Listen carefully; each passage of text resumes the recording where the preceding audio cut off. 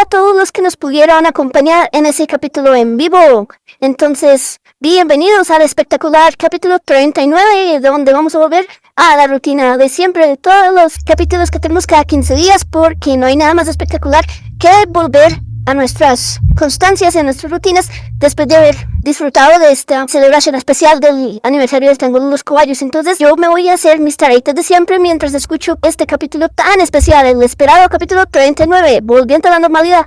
Carlos, Diana, ¿qué objetos culturales nos tienen para este espectacular capítulo 39? Nuestro querido caballito virtual, como siempre, tan atento con nuestros escuchas, dándonos el saludo, las bienvenidas, las noticias. Muchas gracias, caballito. Y también a ti, caballito, por asistir a esta cita a pesar de todas las vicisitudes de la vida. Sigues aquí fiel con nosotros. ¿Cómo vas, caballito? Ay, caballito, yo te debo querer mucho y querer mucho al caballito virtual y a toda la audiencia. Esta ha sido una semana. Haz de cuenta que te ruedas por una montaña. No es que vayas caminando tranquilo y bien, te van empujando, te van pateando, te van jalando de los pelos. Tú vas siguiendo el paso como puedes, deshidratado, al rayo de sol. Te dicen rápido porque si no llegamos allá nos morimos. Tú Y llegas al entonces final de la colina, te cobran. y no reciben Mastercard, no recibimos Nequi, solo efectivo. Y entonces estando en el camino, la cima está lejos, te caes, te revuelcas, te golpeas contra las piedras, algo así como Homero cuando se cae, cuando hace skateboard reemplazando a Bart, te recoge, te cae la ambulancia, te vuelves a caer, vuelves y te ruedas, te levantas llenos de barro, con hojas entre el hocico, con piedras, picado. Y todos los elementos juntos hacen al Capitán Coballo. La Capitán Coballo, es como Capitán Marvel. Ay, es que yo no veo ¿Sí? de ese caso. No, igual no lo veas, a mí no me gustó. Bueno, yo creo que también ella cayó por un precipicio,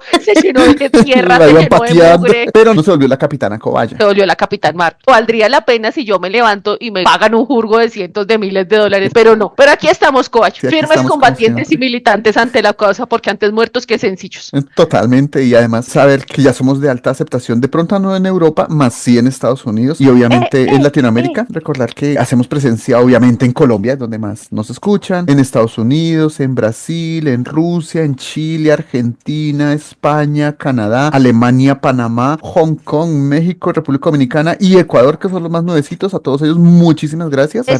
Recordarles que pueden participar con nosotros de varias maneras, pueden comentarnos, recomendarnos, darnos likes, darnos todas sus retroalimentaciones, pedirnos objetos culturales, que ya le hemos cumplido algunas solicitudes de algunos coballitos, y por supuesto se pueden comunicar al correo el triángulo de los coballos @gmail para concertar una cita de grabación y que sean ustedes los que vengan acá como nuestros coballitos invitados. Ya tuvimos, entonces pues recordar que esa posibilidad está abierta. Sí, nos interesa también echar carretas sobre las carretas que ustedes traigan. Anímense, inscríbanse. No les garantizamos nada más que un rato divertido. Sí, los 15 minutos de fama no, esto ni son 15 minutos ni es fama, pero pueden pasarla bueno. Aquí el ambiente es familiar. De hecho, aquí el formato es pase del anonimato al desprestigio, pero igual seremos felices. E igual los recibimos a todos, entonces ténganos presentes ahí. Aprovechen porque en otros podcasts llevan gente súper famosa, súper reconocida para inflar sus números. Nosotros no, ya estamos inflados, entonces no necesitamos más eso. Sencillamente queremos que todos participen, es como parte de este formato, hacerlo más cercano y más ameno. Y hablando de formatos, vamos otra vez con otro de los formatos que estrenamos este año, que es el formato del Bits, que nos permite traer más objetos culturales de pronto más corticos, pero que no se pierda esa información. En recordar que ese formato va un objeto, el primer coballo, otro objeto el otro, el segundo objeto y el segundo objeto, y ahí sí los comentarios. Entonces, este objeto cultural, cuya música se identifica a las 3 primeras notas o menos, tiene toda una legión de seguidores, entre los cuales yo me cuento, que en incontables hordas de tipo zombies consumimos música, peluches, juguetes, artículos de oficina, materas para plantas, figuras de acción, videojuegos, globos, borradores, como en el capítulo de los borradores, y creo que con menos años de existencia está a la misma altura de hacer un versus con Hello Kitty, otro capítulo que tuvimos. Tiene juegos de mesa, tiene esferos, stickers, camisetas, pósters, medias, alfombras de baño, tatuajes, juegos de cama, cojines, ropa interior, agendas, mugs, sacos, cortinas de baño, zapatos, libros de colorear y un gran etcétera, que solamente le falta el avión. En eso sí nos gana Hello Kitty. En este párrafo que te acabo de nombrar está diluido el nombre de mi objeto cultural. Ahí te lo digo. ¿Cuál es mi objeto cultural?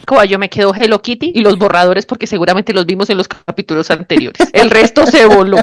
¿Te repito rápidamente el párrafo o te digo de una? Repíteme. Dice, exacto. este objeto cultural, cuya música se identifica a las 3 primeras notas o menos, tiene toda una legión de seguidores, entre los cuales me cuento, que en incontables hordas de tipo zombies consumimos música, peluches, juguetes, artículos de oficina, materas para plantas, figuras de acción, videojuegos, globos, borradores, como en el capítulo de los borradores, y creo que con menos años de existencia está a la altura de poder hacer un Versus con Hello Kitty, que ese fue otro de nuestros capítulos. Tiene juegos de mesa, esferos, stickers, camisetas, pósters, medias, alfombras de baño, tatuajes, que fue otro capítulo, juegos de cama, cojines, ropa interior, agenda, mugs, sacos, cortinas de baño, zapatos, libros de colorear y un gran etcétera, de manera tal que solo falta el avión para poder hacer el versus con Hello Kitty. Diría que o Pokémon o los pitufos. Muy buenas opciones, pero no sé cómo viste Pokémon y pitufos, pero sí veo incontables hordas de tipo zombies, materas para plantas. ¡Ay, zombies versus plantas! Plantas versus zombies. Plantas vs. Zombies es parte del gigante Electronic Arts, conocido como EA, porque en 2011 esta empresa compró por $750 millones de la época la desarrolladora de juegos para dispositivos móviles que se llamaba PopCap Games. Hasta la fecha se llama así, pero no, ya no es independiente. Son los desarrolladores de este adictivo juego. El guión es sencillo. David Blazin, también conocido con el apodo de Crazy Dave, recordar el capítulo de los apodos, siempre está pensando en comida y defendiendo el patio de su casa del asedio permanente de hordas interminables de zombies, dirigidas por el temible Dr. Edgar George Sombos. El 1 de abril del 2009, PopCap Games lanzó un video musical de la canción Zombies on Your Lawn, que vendría siendo algo así como zombies en tu jardín, tu césped o en tu patio, depende de la versión hispana que prefieras. Interpretado por Laura Shihigara, para poder lanzar este juego. Disponible para PC y Mac, es decir, en computadores. Y costaba $2.99, pero desde el año 2013 es gratuito. Se lanzó para iOS y Android con una calificación media de usuarios de 4.5 sobre 5. En mayo de 2013 se lanzó Plantas vs. Zombies 2. En el 2014, Plantas vs. Zombies Garden Warfare, que era un juego competitivo de tipo de disparos en tercera persona, que la verdad esa versión sí no la conozco. En 2016 lanzaron la segunda parte del juego, que era cooperativo, y un juego de cartas coleccionables para dispositivos móviles llamado Plantas vs. Zombies Heroes, que es algo así como los Pokémon o Yu-Gi-Oh cuando los juegas con cartas. Ese no me gustó. A mí tampoco me mató, como que pierde mucho la esencia. Sí, No es total. la gracia. Yo quiero es pelear con los cocos y con las gusanitos pequeños y no me gustó. Desaprobó. No, de acuerdo, pero el que te nombré ahorita, el de Warfare, me parece interesante, como tipo GoldenEye. Me pareció interesante el concepto porque es lo mejor es pelear contra ellos, pero como en 3D, no sé. Entre el 2013 y 2014 hubo una versión del juego para Facebook que se llamaba Plantas vs. Zombies Adventures, no duró mucho, y desde julio de 2013 Dark Horse Comic publica una serie de cómics llamado Plantas vs. Zombies, donde dos adolescentes llamados Nate Timely y Patricia Blazin luchan por el control de Neighborhoodville, siempre es Neighborhoodville el escenario, contra el mismo adversario de siempre, el Dr. Edgar Sombos. Nota curiosa, Patricia es sobrina de Crazy Dave. De estos cómics, cada libro cuesta un promedio de 120,000 pesos colombianos, importación incluida, porque no los conozco por aquí y tampoco los conozco en español. Tanto los ejércitos de zombies como Dave, como el Dr. Sombos, como la máquina del tiempo, las plantas del jardín y hasta el taco de Dave, entre comillas, hablan, emitiendo unos sonidos que son subtitulados en cada idioma que se juegan. Es un pequeño detalle con enormes implicaciones prácticas, porque no les toca traducir en el estricto sentido, sino sencillamente subtitular para cada idioma. Para entender todo mejor, yo les recomiendo una guía muy bonita que encontré, y es el canal de YouTube de Ale Ruffle, que con canciones de rap explica las historias de diversos íconos de la cultura popular, los gamers, los otaku, y por supuesto entre la cultura popular entra Plantas vs. Zombies. La canción de hip hop que hay en este canal sobre Plantas vs. Zombies dura solamente 4 minutos y se ven escenas con todas las versiones de Plantas vs. Zombies que acabo de comentar. Las descripciones de las plantas y los zombies que hay en el juego son por sí mismas, para mi gusto, una obra de arte más largos que un haiku, pero igualmente contundentes. Un haiku es una forma poética desarrollada en Japón, que suele hacerse un hiperfoco, una observación muy detallada en un aspecto de la naturaleza y o la vida cotidiana, incluso en la complejidad metafísica de la realidad. El objetivo de estos haikus es conectar con el lector de manera emocional muy profunda. Suele estar conformada por versos con 5, 7 y 5 sílabas respectivamente, y no tiene rimas. Sería algo así: la madriguera, objetos e historias, con curiosidad. Te voy a leer una de mis plantas favoritas, que es Pokra. Pokra es combativa, es una luchadora a quien no le da miedo golpear por debajo de la cintura para rematar la faena. No lo hará porque eso es hacer trampa, pero no le da miedo, para que quede claro. Dice mientras sus ojos brillan con decisión. Estas descripciones de cada plantita son la locura y me parece una parte muy bonita del juego que normalmente se omite un poco. Quería traerlo porque hace parte de la cultura pop, otro tipo de objetos culturales que casi no se tienen en cuenta, y cuando se habla de videojuegos se tiene como la idea de que no es interesante o no puede ser investigado, o básicamente es como para perder el tiempo, para vagar después de que a uno lo han tirado por la montaña a punta de patadas y queda con palitos en la cabeza. Pero Sí, yo total. personalmente pienso que es para muchos momentos. Sí, cuando pasa eso uno se distrae con Plantas vs. Zombies, pero yo creo que es mucho más. Genera comunidad, genera historias, genera competencia, adrenalina, tiene implicaciones físicas, filosóficas, teológicas y todas las que quiera. Traje este objeto cultural en un blitz porque la gracia del juego es jugarlo. Cualquier cosa que se diga como que no alcanza. Sí, no, total. Eso es hacer un Twitch hablado. ¿Hay algo más aburrido que un Twitch Twitch. Twitch es un popular sitio web estadounidense donde las personas hacen transmisiones en tiempo real de actividades que quieren dar a conocer, por lo cual su uso más conocido es transmitir partidas de videojuegos en directo y conversar con quienes las ven. Obviamente sirve para transmitir otras actividades como música en vivo, cocina paso a paso o charlas, entre otros. Esa plataforma me parece increíble, coach. Uy, es que para todo hay. Tú y yo hemos gastado muchas horas de la vida jugando videojuegos. Total, Tú ahora menos, sí, yo muchas. sigo gastando horas de mi vida jugando videojuegos. Y uno decía, lo divertido era jugar. Cuando, por ejemplo, faltaba un control o alguno llegaba tarde o qué sé yo. Pues sí, uno se divertía mirando al otro, claro. Pero no es la gracia. Ver al otro jugar es solo una oportunidad para montársela, para criticarlo y hacerlo perder. O sea, no hay nada más ahí. Cuando salió ese tweet yo decía, esto es el colmo del absurdo. Un sonso jugando, yo no estoy jugando y lo veo a través de mi pantalla jugar. Y le gasto tiempo y todo. Yo dije, ya, es la causa. Ese fue mi cálculo. Si ver jugar al otro es como ya de por sí un karmita y escuchar hablar de un videojuego. Solamente quería traer el abreboca. El juego es muy bacano. El que lo conoce sabe lo que está hablando y solamente como por hacerlo sonreír un rato. El que no lo conoce, que lo conozca para que miremos las variaciones. Y por ejemplo, les cuento, los cómics son muy lindos, muy bien hechecitos y me parecen costosos. Valen la pena. Para que le echemos un ojito a Plantas vs Zombies, como para relajarnos y desestresarnos un poquito, quería empezar ligerito el Blitz porque es un objeto cultural gigante, pero de pronto no es para esta plataforma. Ese era mi primer objeto cultural. Cobayito, es muy sencillo de lo que yo vengo a hablar. Es contarle a los cobayos que nos escuchan cuál es uno de tus comidas favoritas. Tengo un top 3 de tus comidas favoritas. Bueno, la lasaña sale, no es. Listo. Si yo te he hablado del cubano, del Montecristo, del Rubén, del Club, del Elvis, ¿de qué hablamos? De un negocio que también pensé poner en algún momento, de los sándwiches y las sanducherías, sanduchitos. Los sándwiches cobayo. Este también da para muchos. La historia de la gastronomía es apasionante, pero sobre todo lo traje porque alguna vez conversando con el esposo de una amiga me decía, no hay un negocio más chimbo alrededor del mundo que meter comida entre dos panes, lo que sea, tortillas, panes, pitas, arepas, todo en la historia de la humanidad ha tenido comida entre dos panes. Y yo dije, oiga, este pendejo puede tener razón. Charlando de este tema me encontré efectivamente con eso, que básicamente pues es una preparación muy sencilla. Yo de aquí no una alerta de spoiler, sino alerta de acompañamiento. Vayan por algo de beber porque los sanduchitos ameritan una buena compañía. Sobre todo si son panes duros. Yo decía, claro, es que el sándwich es una composición muy gringa, muy occidental, muy europea, muy eurocéntrica. Pero no, efectivamente el esposo de mi amiga tenía razón. Históricamente, cualquier comida ha estado metida entre dos panes, entre harinitas de alguna manera. Entonces, básicamente el sándwich, ¿qué es? Un plato en el que dos rebanadas de pan, arepa, tortillas, cualquier preparación del pan, del trigo, se rellena con carnita, queso, salsas, verduras, cosas fritas, cosas crudas, y tú lo enrollas en el pan o en lo que sea y te lo comes. O sea, básicamente el sándwich es un plato donde el pan es la envoltura o el recipiente para comerse. Me puse a revisar como cositas así rápidas. Me encontré un antecedente judío muy interesante del siglo I antes de Cristo. En el matzá, que es un pan plano sin levadura, se envolvía cordero pascual y unas hierbitas, y eso era lo que se comía durante la Pascua judía, y era un plato con una trascendencia como religiosa, pero también muy fácil porque en aquellos días pues tú no podías andar haciendo grandes preparaciones sino acabar como con las cositas que están circulando en la casa. Encontré que en Asia Occidental y en el norte de África, Marruecos, Etiopía, la India, el pan tiene unas formas que se hornean de manera redonda. Aquí estamos acostumbrados en las panaderías colombianas, salvo los panes cachos, con la anécdota que llevan intrínseca en Cali, todos tienen formita de, yo no sé cómo sea esa formita, es forma de pan blandito, o sea, es una bolita alargada, como un ovalito. Un ovalito 3D, sí. Pues aquí en Ecuador, el pan cacho es un tipo de pan hecho artesanalmente, desarrollado en forma empírica a partir de copia del croissant francés. En Colombia, el croissant y el pan cacho son el mismo pan. Pero la denominación de pan cacho tiene múltiples sentidos. Por ejemplo, la asociación que existe con las infidelidades, informalmente llamadas poner cachos.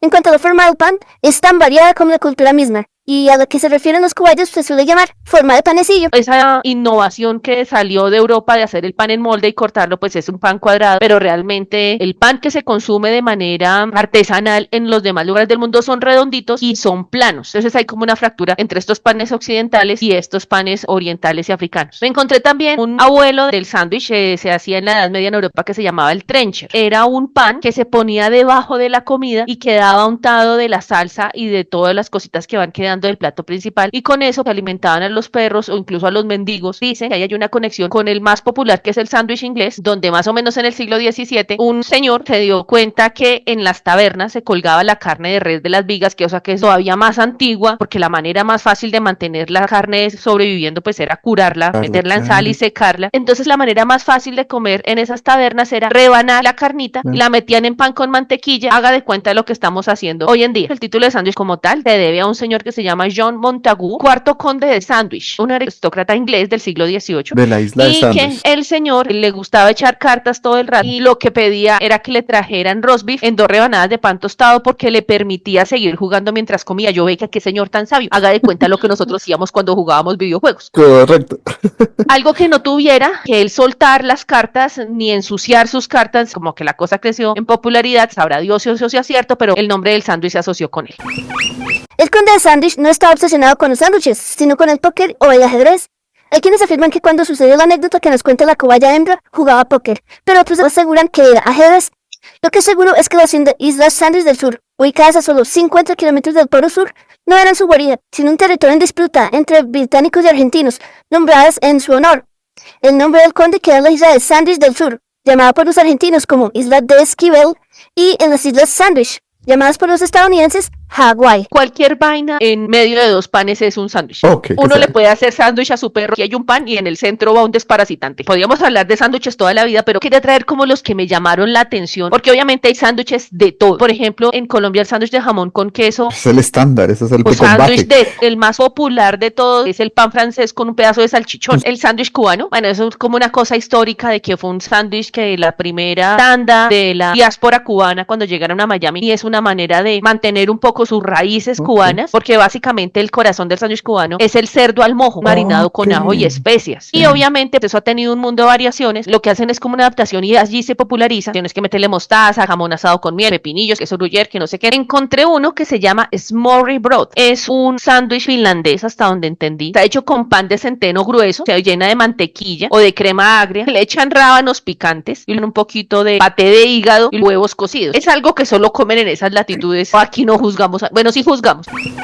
La Vidlaf es un sándwich danés y su nombre procede de las palabras smør or brød, que significa mantequilla y pan. Originalmente es abierto, sin el segundo pan que haría las veces de tapa, y algunos hasta lo consideran el almuerzo nacional de Dinamarca. Ahí yo creo que es importante decir que cualquier cosa metido entre pan es un sándwich. La torta de jamón mexicana, que son básicamente pan bolillo, lo que nosotros llamamos aquí pan francés, relleno de esas cosas deliciosas que solo saben cocinar los mexicanos, como cochinita pibil, las carnitas, la carne al pastor y todo. O por ejemplo, los árabes lo que hacen es en el pan servilleta, que es un pan pita caliente extendido, lo rellenan de cuanta cosa se encuentra. Por ejemplo, el falafel, que son las bolitas de garbanzo fritas, o de las ensaladas de ellos, que básicamente son pepinos, tomates y una base de cuscús. ¿Cómo va uno a dejar por fuera a los italianos cuando hablan de los famosos paninis? Una composición del pan a la parrilla, relleno también de todas las carnes curadas y quesitos que hacen los italianos. Allá viene la cosa de que tiene que ser tostado. Otra versión interesante de los sándwiches son los famosísimos gyros, nacidos en Grecia. Yo creo que hacen parte de la economía informal y de la nutrición formal de todos los turistas. Es una pita fresca, rellena con carnita que han picado con tzatziki, que es una salsa base de yogur griego, papitas y verduras frescas, y también es una delicia. Me perdonarán los expertos, pero en la revisión que hice, el choripán también aparece como un sándwich argentino, que es un chorizo en medio de un pan crujiente. Los baos, que son unos bollitos al vapor vietnamitas. De hecho, hay un corto en Disney que se llama Bao, súper lindo, del síndrome del nido vacío de las mamás. Me pareció un súper corto, recomendadísimo. Bao, es un bollito al vapor, que hecho con harina, que se rellena, tradicional, con panceta de cerdo, barbacoa, pero se puede rellenar con cualquier cosa, con pepinillos, con tofu, y pues se cocina al vapor. Hay uno que lo he comido solo un par de veces, pero me parece una delicia. Para mí, todo lo que esté apanado me parece una delicia, y es el Montecristo. No tiene mayor cosa, se puede hacer muy bien en casa. Es un pan, tiene una combinación de carnes, que es el pavito, el jamón y queso de mental, que es como la tradición, y no es un tema de pan rellenito pan, sino pan rellenito pan, como un sándwich de 2 pisos, y va apanado en huevo, en miga de pan dorado sobre eso. Hay uno que se llama el Elvis, dicen que ese era el sándwich favorito de Elvis Presley. Es una combinación de pan blanco tostado, al que en ambas rodajas se aplica mantequilla de maní, encima se ponen tajaditas de plátano y tocino frito. Ok.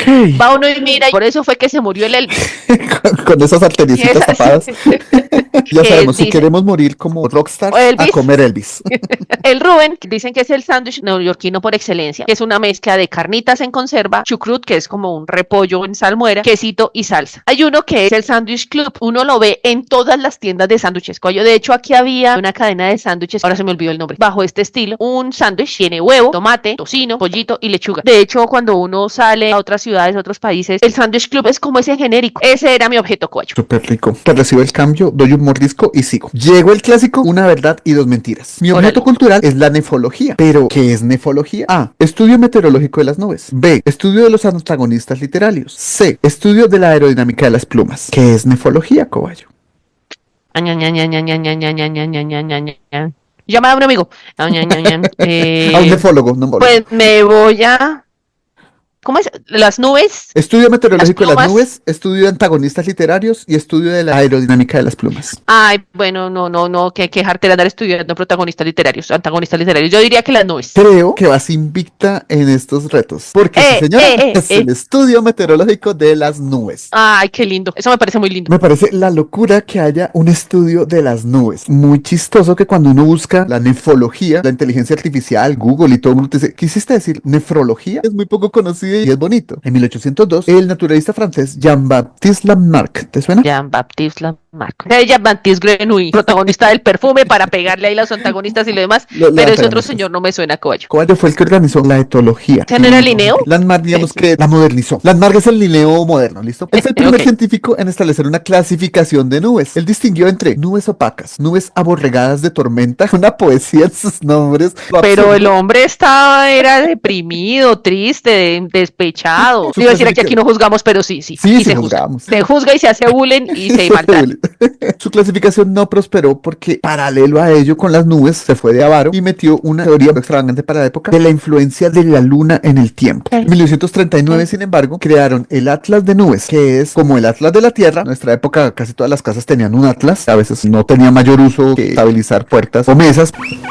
Un atlas es un libro que reúne mapas y representaciones gráficas de distintas partes del mundo, describiendo la geografía física, como montañas, ríos, mares y climas, y la geografía política, como fronteras, países o ciudades de todo el planeta, mediante mapas por país y o continente, mapas temáticos de población, mapas de recursos naturales, de economías, de densidad de caballos totales en el territorio, entre otros.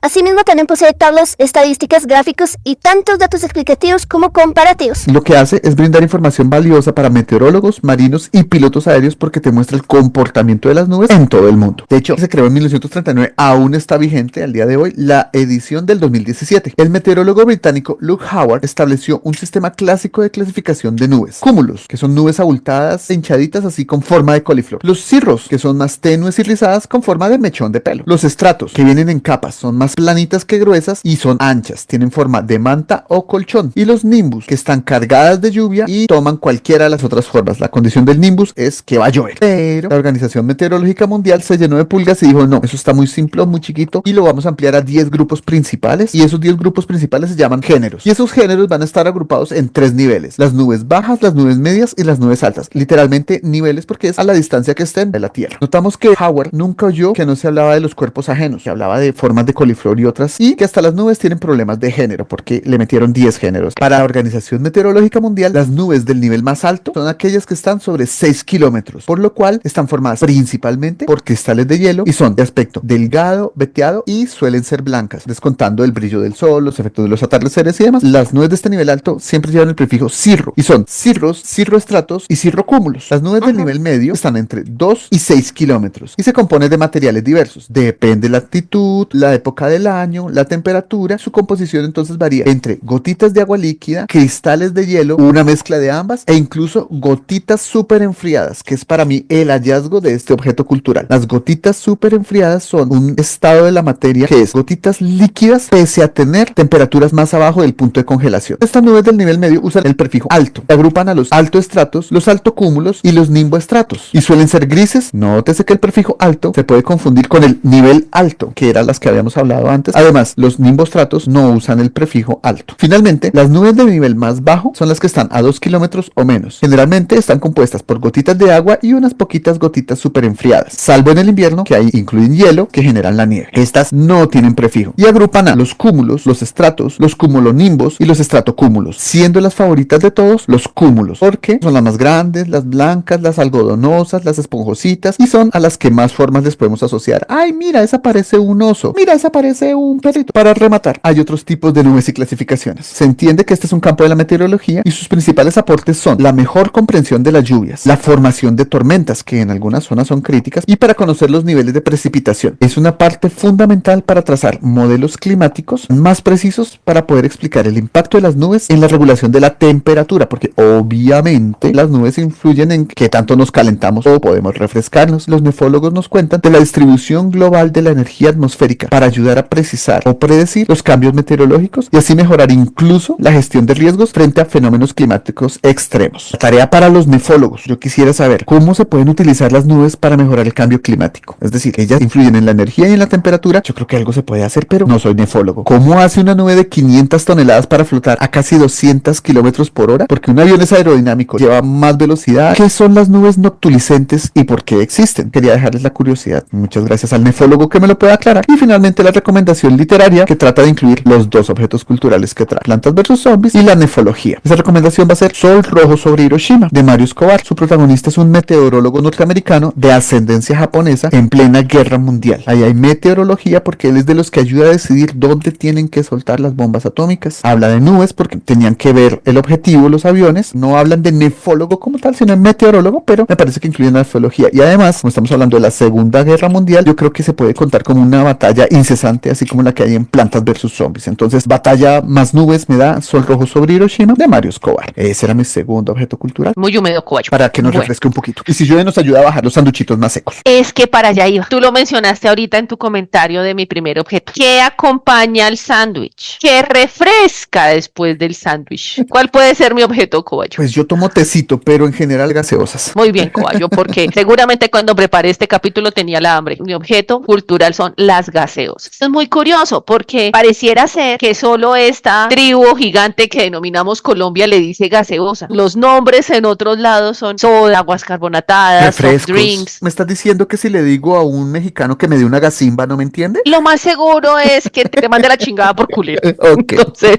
bueno saberlo. Como casi todo en este mundillo de los objetos culturales, hay un alto grado de relativismo, porque en Colombia, Argentina, Bolivia, Paraguay y Perú, el nombre más común de estas bebidas es gaseosa.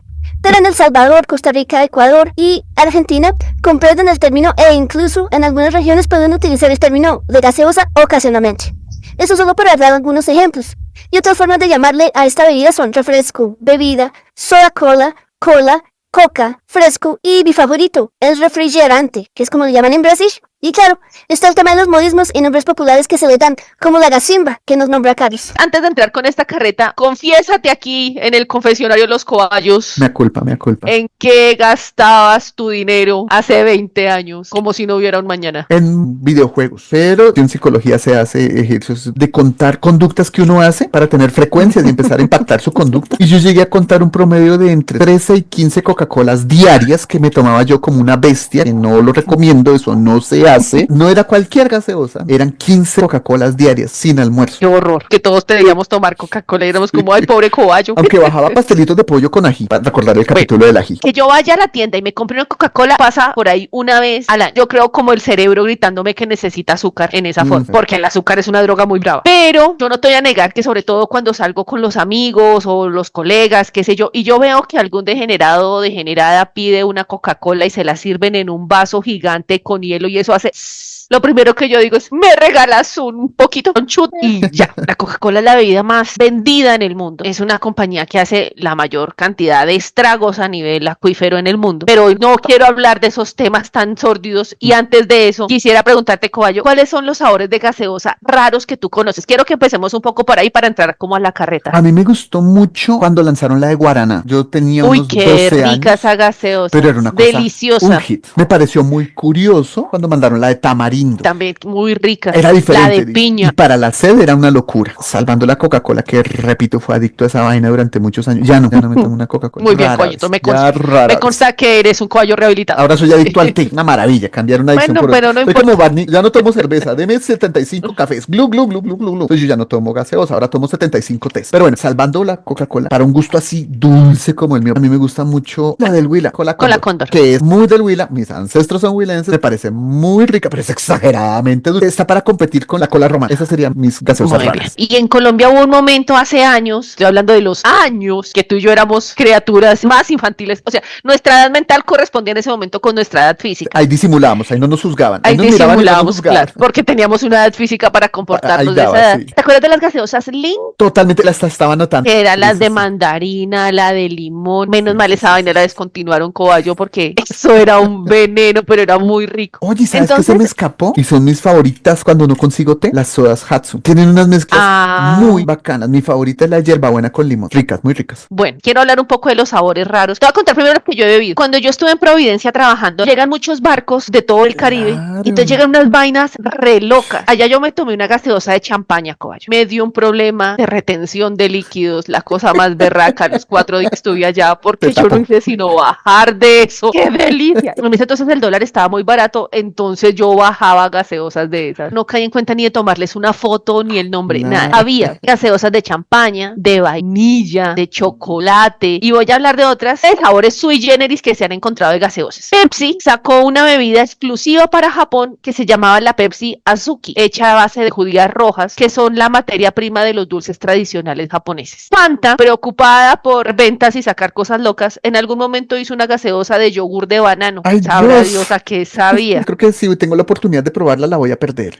Los suecos en 1910 sacaron una bebida que se llamaba el Julmust, una cerveza sin alcohol, y en ese momento la vendían como una gaseosa. En Suiza hay una gaseosa que era una mezcla de suero de leche con extractos de hierbas y frutas. La apuesta de los suizos era que el suero de leche es muy eficaz para regular los niveles de azúcar en la sangre y también ayudaba a perder peso. Entonces lo vendieron como un refresco saludable, se llamaba el Rivella Blue. Estos degenerados incluso lo vendían diciendo que ayudaba a reducir la presión arterial y las enfermedades cardíacas. Falta ver si es cierto. Hay una cerveza que se llama la Mauvi Fizz, es caribeño, tiene un sabor a corteza de árbol. Se hace a partir del árbol Mavi, se hierve con hierbas, especias. La gaseosa Tribeco es vietnamita, hecha a base de un hongo blanco que sale del nido de las golondrinas. Dicen los que la han probado que es un sabor muy perfumado y fresco. Se supone que por el hongo contiene, es de verdad, venden carreta, contiene vitaminas y minerales que son buenos para la piel, que resisten el envejecimiento, que refuerzan la inmunidad y restablecen rápidamente la salud. Aparte de andar dejando una pobre especie sin hogar, están vendiendo cosas locas. La cola dorada, que es la Inca Cola en Perú, a base de una planta que se llama la Lucía Lim. Yo la he probado un par de veces y uno dice, no me mata, pero si me dan otra vez, pues qué carajos, vuelvo y me la tomo. Tiene su secreto encanto. La Rocket Fizz Grass Soda es una gaseosa que tiene sabor a hierba recién cortada, naturalmente gringa. Los gringos también desarrollaron otros sabores, como por ejemplo la Cecina Teriyaki Beef Drinker, una gaseosa con sabor a carne líquida que se vende en California, dirigida específicamente a los carnívoros empedernidos. Hubo una en 1869 en Nueva York que era una gaseosa de perejil. No pegó, pero en Reino Unido parece ser que si uno busca en los delicatessen todavía la puede conseguir. La gente decía que era una mezclita entre dulce y ácido, que tenía notas herbáceas, que era efervescente, que era buenísimo para acompañar los sándwiches de pastrami. Muy bien, el ejemplo es perfecto porque me casa para mis dos objetos de capítulo. Sí, claro. En Malta hay una bebida que se llama la Shiz, que es básicamente una cerveza que sabe a los puros diablos, y una gaseosa que se llama Kini. Dicen que tiene un sabor agridulce a partir de naranjas amargas y extractos de ajenjo. A mí me supo puro remedio para la tos. Bueno, quería contarte un poco de eso. Esto es una industria, la hijo de madre. Hay gaseosas deliciosas, llegan directamente al cerebro, pues son básicamente agua carbonatada con un 70% de azúcar y anilinas que no es que le hagan a uno mucho bien. Pensé que esa vaina, Coballo, había nacido con Coca-Cola y me he pegado el aprendizaje de la vida. La primera agua carbonatada fue en 1767 a cargo de un señor Joseph Priestley. 20 años después, Jacob Schweppes, que es el nombre que uno ve en la gaseosa de jengibre de Coca-Cola, empieza la producción comercial de esa agua carbonatada. En los intermedios empiezan a desarrollarse diferentes marcas o productos a partir de eso. En el 85 sale Dr. Pepper, que es una monstruosidad de compañía en Estados Unidos. En el 86 Coca-Cola, también desarrollada en Atlanta. En 1898 Caleb Bradham inventa la Pepsi Cola. Se calcula que por lo menos hay unas 1500 patentes que sustentan el negocio de las gaseosas en Estados Unidos. ¿Cuáles son los países que beben más gaseosas? Estados Unidos, México, Argentina, Latinoamérica es en conjunto la región donde más gaseosa se consume. Hubo como un crecimiento brutal hasta el 98, 97 se vendían una barbaridad de millones de gaseosas en el mundo. Y a partir de ahí empieza como una transformación del consumidor donde no toman tanta gaseosa pero empezaron a beber agua embotellada, que es un daño para el ambiente, pero efectivamente obviamente a largo plazo también ha sido pues un beneficio para la salud dejar el consumo de azúcar. Ha habido una serie de desarrollos de diferentes modelos de negocio asociados a la producción de gaseosa. Por ejemplo, los empaques ya no se vendían en las tiendas de soda, que era lo común en esa época, que era un gran dispensador donde se mezclaba el agua carbonatada con el jarabe, que es lo que uno ve cuando va a un autoservicio, por ejemplo al cine, donde tú te sirves tu gaseosa, que son esas máquinas. Entonces se empiezan a empacar, pues obviamente ese empaque genera unos impactos ambientales brutales, y esos empaques son las botellas PET, las latas de aluminio, los six pack, las tapas twist. ¿Te acuerdas que cuando uno era chiquito y lo mandaban por gaseosa, uno iba con la botella de vidrio y si no te daban gaseosa? Claro, envase retornable. Ya en los 70 se empieza a hacer doméstico esas máquinas para carbonatar el agua, para que la gente hiciera sus gaseosas saludables en su casa, que hacía jugo de, qué sé yo, carambolo, poderlo gasificar, siendo un producto de consumo masivo. Son el epítome del mundo comercial consumista en el que estamos. Y una gaseosa está al alcance, lamentablemente está al alcance de cualquier bolsillo, porque es que de verdad su consumo es un veneno. Pero en ese mismo modelo de consumo y en ese modelo capitalista, pues ha sacado modelos increíbles. Por ejemplo, la guerra de las colas, como el modelo de transformación de modelos gerenciales y de negocio de los 80 obedecen un poco a entender esa rivalidad de competencia que había entre Coca-Cola y Pepsi, y que ha habido cantidad de cosas alrededor de eso. Las campañas de marketing, por ejemplo, a mí me han gustado más las de Pepsi que las de Coca-Cola. Una de Beyoncé, Britney Spears, Pink, vestidas como gladiadoras, y Enrique Iglesias como emperador. Es una puesta en escena muy bacana. O por ejemplo, cuando están varios jugadores de fútbol, Eric Cantona, David Beckham, Ronaldinho Gaucho. Oye, es una locura. O las que sacaron con Michael Jackson, con Madonna en su momento, son una barbaridad de estrategia publicitaria. Dicen, yo no verifiqué, que esa competencia entre Coca-Cola y Pepsi tenía una ruptura porque la gente en los experimentos o en las pruebas de producto que se hacían de manera incógnita, las personas preferían siempre el sabor de Pepsi. Sin embargo, el hábito de consumo era comprar Coca-Cola y no Pepsi. Coca-Cola se ha aventurado a personalizar sus sabores y a patrocinar cosas brutales. Mi primer conocimiento de los Olímpicos fue el álbum de monitas de Coca-Cola, creo que fue en Atlanta. No, el de antes de Atlanta, ¿cuál fue, Coyo? No me acuerdo, ese Casi, caballito. Antes de Atlanta 96 fueron los de Barcelona 92, y antes de eso sí fueron los de Seúl 88. Coca-Cola era el gran patrocinador. Estar, por ejemplo, en el Super Bowl, que eso es una cosa brutal a nivel comercial. Y hay toda una super mega industria en torno a las gaseosas, pero también hay como unos intentos de generar gaseosas artesanales. Hatsu, por ejemplo, es una. No es que sean muy artesanales, pero le están apuntando a, venga, se supone que esta vaina no tiene tanto azúcar, lo que hacemos es carbonatar una mezcla de cositas. Ese es mi producto como objeto cultural. Refrescante, y te hiciste un super combo. Se acompaña la una con la otra. Sí, el combo de sándwich con gaseosas. Inseparables ahí. Entonces vamos con comentarios también tipo blitz para tus objetos blitz. En mi defensa, cuando hablan de comida, es tipo almuerzo. Entonces por eso dije lasaña. Los sándwichitos para mí no son almuerzos, son como entremeses. Entonces por eso no pensé en el sándwich, pero sí, efectivamente es de mis favoritos. Para mí la comida es muy compleja, el negocio como tal. Es atender gente, atender proveedores, mantener calientitas las cosas, frías las otras que deben mantenerse frías, mantener limpio todo, pelear con los vecinos, pelear con los servicios, pelear con las cucarachas. Menos hacer sándwiches. Admiración total a todos los sanducheros del mundo. Te come con las manos. Te da la razón con respecto a los cubiertos que traías en algún momento. Que eso no es de Dios, comer con cubiertos. Sí, ya lo dijo la iglesia en el siglo XIV. Comer con cubiertos no es de Dios. Entonces, los sándwiches son los representantes de Dios en la tierra. Plantas versus zombies. Y los sándwiches también tienen un vaso comunicante, decía un profe, que son los sándwiches de la vecina y el sitio donde vamos a jugar videojuegos nosotros. Ay, sí, los sándwiches de la vecina, que ahora son muy fifís y muy gourmet. Eso parece, sí. Al frente de la Universidad Nacional en Bogotá hay un puente vehicular y pues tiene unos espacios debajo donde hicieron dos locales, las arepas de Hanner y los sándwiches de la vecina. Los sándwiches de la vecina básicamente eran la canasta familiar más accesible para los estudiantes de universidad pública. Monstruosa, hecha para hambre y presupuesto de un universitario, una cosa gigante a costo accesible. Era un pan de por lo menos 30 centímetros. Y más, si te digo. Más, el más sencillo, digamos que a precios de hoy valía unos 10.000 pesos. Jamón, queso, lechuguitas, tomates, todas las salsas que quieras, y te encimaban la limonada. Cuando había plata y cuando el hambre tenaz tenía una vaina que se llamaba el monstruo, que tocaba comérselo entre tres. Eran un clásico, y pues de ahí nos quedaba justo al lado, a menos de media cuadra, para hacerle la digestión al pequeño entremés que tomábamos. Nos quedaba la sala de los videojuegos. Era el combo sándwich, Coca-Cola y videojuegos. Y si llovía, pues eso estaba anulado, era el combo del episodio. A mí me encanta de TikTok un señor que hace sándwiches lanzando dados. La felicidad. Total gringo. Lanza dados de 10 para escoger las salsas, lanza dados de 12 para escoger coger carne y al final prueba el sándwich, lo califica, le da un nombre y es la locura. Cuando hablaba del sándwich latinoamericano, me parece que el sándwich peruano tiene lo suyo. Hay locales de sándwiches peruanos, hay toda una tradición culinaria. Los carritos sangucheros, ¿cómo se me ha pasado a mí no hablar de los carritos sangucheros? Mira, cuando yo era niño, los sándwiches era la comida especial de los domingos en mi casa. No todos los domingos la había. El clásico, jamón, queso, entre dos pancitos, a la sanduchera así calientito, la cosa más... La más reconfortante. Es tu almuerzo de confort. Total, ese es mi ratatouille. Cuando ya pasamos a las gaseosas, me acordé de ver muchas veces gente en la cafetería de Ciencias Humanas pidiendo tráigame un tamal y 5 panes, pero una coca de dieta porque me engordo. Alguna vez, después de donar sangre, se nos iba yendo la conciencia, casi desmayo. Es la única vez que yo he encontrado útil una gaseosa. Estaba uno mareado por el bajón de todo. El azúcar que asimila más rápido es en líquido. ¿Y qué tiene más azúcar que una gaseosa? Yo creo que ni siquiera un cubo de azúcar. Las gaseosas Link tenían jugo. Sí, y por eso, con jugo de verdad. Por eso querían distinguirse del gigante de las gaseosas colombiano que es Postobón y murió con las botas puestas. Nada que hacer, Postobón es un monstruo. Pepsi Cola, hasta donde yo tengo entendido, nace como un remedio para dispepsia, es decir, para el malestar estomacal, la llenura, di tú como una sal de frutas pero negra. Y reafirmo tu punto de que esas gaseosas son el culmen del capitalismo con otro objeto cultural que ya vimos que es Daria. No sé si tú recuerdas el capítulo donde... Sí, qué capitulazo. Cuando una compañía de gaseosas se toma la escuela para hacer plata y entre más gaseosas tomen, les voy a mejor subir la notas nota tienes. porque la directora de ese colegio ganaba por cada gaseosa consumida. Cambió toda la comida, incluso la cafetería, todo.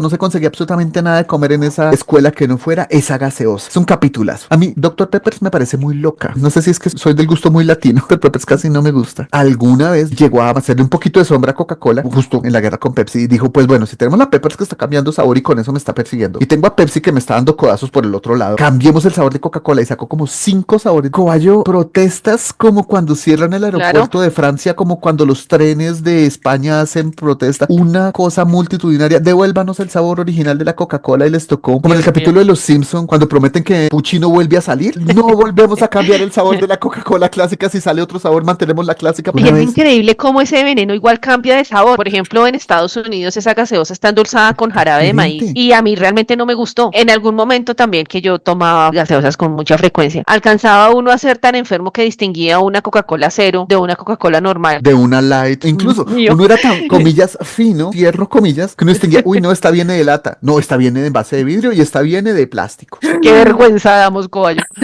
En algún podcast encontré una narración de cómo Vive 100, que es una empresa colombiana, trató de penetrar el mercado mexicano y la competencia directa era Coca-Cola, porque trataron de entrarle a los taxistas, que el Vive 100 se mantiene activo, que la energía, que no sé qué, y no vendían. Cuando fueron a mirar, ¿por qué no estamos vendiendo como vendemos en otros países el Vive 100? La Coca-Cola era más barata, traía más contenido, los dejaba igualmente activos, la conseguían más fácil, que adicionalmente a lo que es pelear con Coca-Cola, Estados Unidos son los hermanitos de México, o sea, Coca-Cola entra como entra el agua, los inunda. De acuerdo. Tú dijiste que te gusta más la publicidad de Pepsi, y es que la publicidad de Pepsi siempre ha sido más espectacular que la de Coca-Cola. La de Coca-Cola tiende a ser más entrañable, y ya te pongo ejemplos. Sí, más emotiva, sí, total. Los ositos, los malditos ositos polares. En ese capítulo de Vive 100 versus Coca-Cola, dijo, la publicidad es el impuesto que pagan los malos productos. No es que Coca-Cola sea bueno y Pepsi malo, en este caso sería, la publicidad es el impuesto que tenía que pagar Pepsi porque Coca-Cola le tiene cogida las pelotas. Así lo prefieran, así el sabor sea diferente y prefieran Pepsi, como nos contaste tú, sigue ganando Coca-Cola. Otro documental muy chévere que hay es del avión que prometió Coca-Cola, que a mí se me escapó en el capítulo de publicidad. En una publicidad que salía por televisión donde prometían un Jet Harriet, que es un avión de guerra británico que compraron los gringos, casi tan útil como cualquier avión de guerra. Coca-Cola prometió un avión Harriet de broma, como el elefante de Bart en Los Simpson, era un premio de broma. Iban a poner por 100.000 millones de tapas te damos un Harriet. Y algún ejecutivo brillante le dio por decir, uy, no, ese número no se entiende con todos esos ceros, córtele a 100.000. Pues un chino se puso a hacer cuentas y dijo, sale más barato, un Harriet vale no sé cuánto, y si yo consumo tantas Coca-Colas, guardo las tapas, las almaceno en no sé dónde, las transporto por camión a no sé dónde, y les reclamó el avión porque logró conseguir las tapas de Coca-Cola y Coca-Cola. ¿Dónde está mi avión? ¿Dónde está mi avión? Estoy casi seguro que el capítulo del elefante de Bart sale del capítulo del avión de Coca-Cola. La historia realmente es de Pepsi, no de Coca-Cola. Pepsi lanzó un concurso por puntos acumulados que venían en cada tapa de gaseosa, y en el comercial de televisión original se veía un número de 700 billones de puntos por el jet. Pero el ejecutivo le bajó a solo 7 millones de puntos para que no hubiera tantos ceros en la pantalla. Según él, bastaba un 7 con muchos ceros para que se entendiera que era una broma, pero no fue así. El cálculo que hizo el joven que lo reclamó el Jared era que para tener todos estos puntos iba a gastarse cerca de 4 millones. Por un avión de 23 millones, era un buen negocio.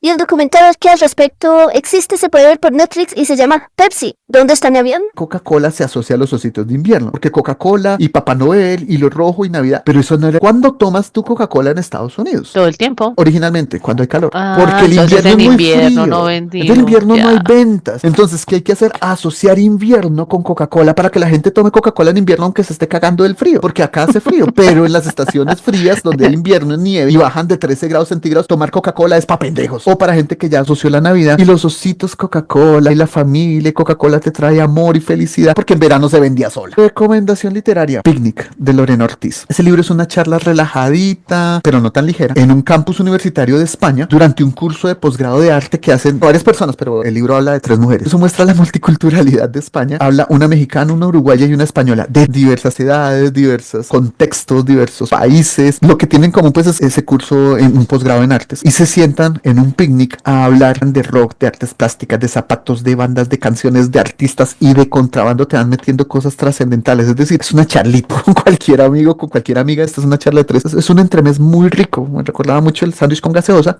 Para mí, en un picnic debe haber sándwich con gaseosa. Para meter tus 2 objetos culturales traje este libro que se llama Picnic. Bueno, yo qué te digo, que sí. Que sí a todo. Plantas vs Zombies son de esos juegos que tienen un componente de análisis comportamental muy bravo. Esos juegos multinivel están diseñados para que uno se enrole y también se vuelva adicto. O sea, es que de verdad el tema ahí es muy fuerte, porque te reta, te hace ganar puntos, te hace subir a una cosa, te hace desarrollar un sentido de tarea, que si tú no completas el nivel, te pica. Cambio de estrategia, uy, así no era. Exacto. Entonces me parece el juego muy divertido. Yo lo jugaba en una versión donde los textos estaban hechos como en español de España. Yo creo que jugué como hasta el 3. Y claro, cuando sale el monstruo gigante y cuando tú acabas el juego quedabas como... Porque eso también era chévere de Plantas vs Zombies, que hay muchos juegos que tú juegas infinito y ese tenía su final. Llegabas al último tablero y pues te daban como unos tableritos ahí para seguir perdiendo para el tiempo. cuando quieras, sí. Pero el reto era, lo completaste. Creo que eso también, para cuando uno es un enfermo en los videojuegos, eso es muy satisfactorio. Comportamentalmente está diseñado de una manera muy fina para mantenerlo ahí uno enganchado. ¿Qué fue lo que dijiste? EA, no sé qué cosa electrónica. Los que desarrollan, que hacen PopCap Games, pero compró un monstruo que es EA, Electronics Arts. Hay muchos juegos que tú abres y uno dice, son de esta gente. Pues son buenos. Porque además, antes era un tema de consola, luego era un tema de computador y ahora pues tú bajas cualquier cosa del Play Store o del App Store o lo que sea y ahí te enganchas. Me parecen que eso tiene un nombre. Voy a decirle así, pero no es así. La gameología, que es todo el tema de la gamificación. Tiene unos componentes psicológicos, sociológicos, software, de sistema, de código. Pero para que tengan éxito, tienen que estar pensados para eso. Y me parece que ese es uno de esos juegos. Y es un juego también muy inocente. Yo lo jugaba con mis primitos también, a los que les llevo un juego de años. Es un juego pensado para eso. Venga, cómo nos hacemos adictos y cómo creamos una marca alrededor de un juego. Te dije, eso debe ser los Pokémon o los pitufos. Pues la misma vaina. Están diseñados un poco en ese sentido de la nefología. Yo no sabía que eso tenía un nombre. Y me parece un poco como el episodio de las calculadoras, como el ingenio de esta especie se mete a conocer, a comprender o a desarrollar un algo que por sí solo es un trabajo el hijo de madre para hacer otras cosas. Tú traías el tema de la nefología para llegar al tema de cómo funcionan las nubes en el tema del calentamiento global. Cambio climático. Las nubes, pucha, son un estímulo muy bravo para mi pareidolia.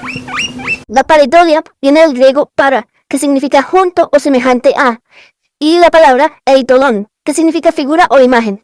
La pareidolia es un fenómeno psicológico en el cual la mente puede encontrar patrones familiares en lo desconocido, incluso en un estímulo vago o aleatorio, como la ropa tirada en el piso, las formas de una nube o ciertas manchas en la pared, que se interpretan como referentes de otras cosas, generalmente rostros o caras. Cuando abrimos un pimentón a la mitad y queremos ver una cara sonriente en su interior, eso es pareidolia. A mí me gusta pensar de una manera no tan patológica y decir que es un juego de la mente para encontrar conexiones entre objetos, como un regalo de la naturaleza para conectarnos con lo que nos rodea de forma creativa y simbólica. Esto es una vaina que incluso ya me llega a ser molesta en cualquier cosa. Y he tratado como de resolverlo a través de ejercicios artísticos y lo demás, pero no conecto cabeza a mano. Y las nubes son así, tú no puedes estar viendo esa nube blanquita, esponjosita, romántica, que está como diseñada para el... Como si lo hubiera pintado Bob Ross. Uno cuando está viendo, no, mira, lo que estoy viendo allá es una estratiforme, nimbostratus, pero que haya gente que se dedique dedique de manera juiciosa, rigurosa, metódica, sistémica, a decir, no, mira, esa masa de agua compuesta de esta forma, o con estos colores, o con estas estrecheces, o lo que quiera que sea, representan esto, me parece una barbaridad del ingenio humano. Lo comparto parcialmente, y es que cuando tengo la oportunidad de salir a conocer otros lugares, yo lo que hago es estudiar el cielo. Di tú que yo soy una nefóloga muy aficionada.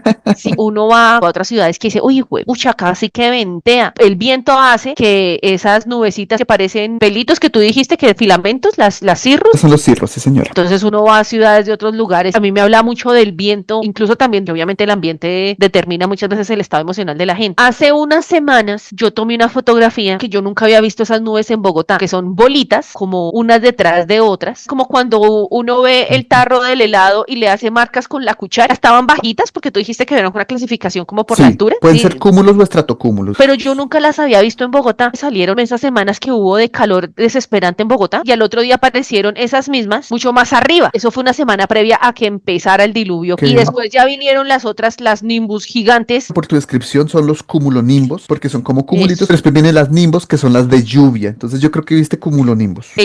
Una se llamaba Juana. Entonces me parece muy lindo porque te digo, me gusta mucho como observar el cielo, primero porque la pareidolia no me deja vivir si no lo hago, y segundo, de verdad yo digo, los cielos de las ciudades, de los lugares son distintos. No en vano, cuando las personas van a hacer observación de astronomía, que no se van a Bogotá, sino que se van a los lugares apartados donde no hay luz, porque es que el cielo tiene unas condiciones geográficas referenciadas que permiten hacer ciertas cosas. La pregunta que tú haces me parece muy compleja, no tengo ni idea cómo. Yo te hago mi primer ejercicio de aficionada de, mira, yo antes vi esto, luego vi esto y luego empezó a llover. Pero lo que más me llama de lo que dices es cómo nuestro ingenio como especie nos permitió identificar esas masas de agua y cómo funcionan, venga, las clasificamos y qué impactos tiene en nuestra vida. Si tú le preguntas a un campesino en cualquier lugar del mundo, creo que te puede decir, esa nube significa que mañana va a haber viento o va a pasar tal cosa, y ese conocimiento puede estar acumulado quién sabe cuántas generaciones. Entonces ya me pueden conocer como Diana Páez, psicóloga, podcastera y nofóloga aficionada. Eso fue como, yo creo que salió un capítulo muy diverso, también estuvo pero relajado, mira, te relajas mirando nubes, te relajas con una gaseosa, te relajas con Plantas versus Zombies, te relajas con los sándwiches, o podemos estarnos ganando la papita como coach de relajación de los caballitos escuchas. Así es, estuvo muy bueno, yo me divertí un montón. Miremos a ver qué aparecen comentarios. Muchas gracias a todos los que han comentado. Recordar que también nos pueden contar sus experiencias con las nubes, chaparrones y demás, lo que ven en las nubes, lo que no ven los nefólogos aficionados o profesionales que tengamos por aquí, cuántas horas en la vida han desperdiciado en Plantas versus Zombies, cómo les parecen los sándwiches, o en otros juegos también, cómo prefieren los sándwiches. Acuérdense que en los viajes de Gulliver se agarraban por la forma de abrir huevos. Yo creo que también debe haber un debate muy fuerte de cómo debe ser un sándwich, de cómo es un choripán, si el choripán entra o no entra, si los bolillos entran o no entran. Ahí está abierta la sala de discusiones de esta madriguera para que miremos de forma curiosa cómo nos ha ido con estos objetos culturales. Entonces, muchísimas gracias nuevamente por escucharnos, por acompañarnos, por estar con nosotros, y nos escuchamos en la siguiente. Gracias, Coballito Virtual, un abrazo, nos solemos en la próxima. Vamos a tomar un pequeño entremés de sándwich.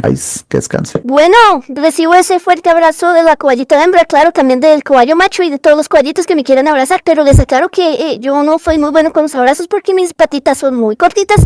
Yo soy más bueno con los chillidos, como se han dado cuenta cada vez que voy a hablar.